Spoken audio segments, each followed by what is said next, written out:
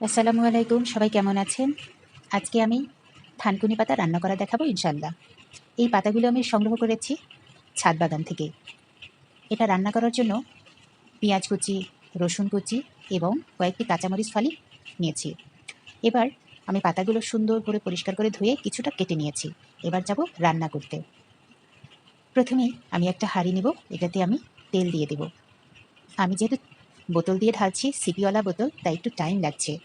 সে যাই হোক, তেল যার যার ইচ্ছে মতো। ইচ্ছে করলে কেউ তেল ছাড়াও রান্না করতে পারেন, হয়তো রান্না করা যায়, কিন্তু আমি এটা কখনোই করি না। তেল গরম হয়ে গেলে আমি দিয়ে দিচ্ছি কেটে রাখা পেঁয়াজ কুচি, রসুন এবং কাঁচামরিচ ফালি।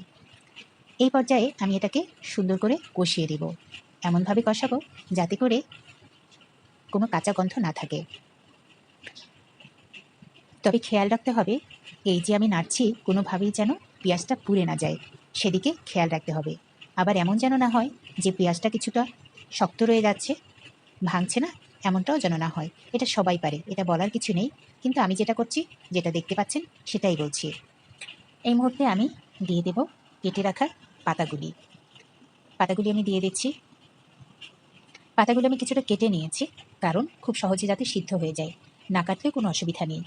এই পর্যায়ে আমি পাতাগুলি সুন্দর মতো মশলাটার সঙ্গে মিশিয়ে নেব। মিশিয়ে নিয়ে আমি এটাকে ঢাকা দিয়ে রাখবো যতক্ষণ এটা সেদ্ধ না হয়। ব্যাস 10 মিনিটেই হয়ে গেল আমার রান্না।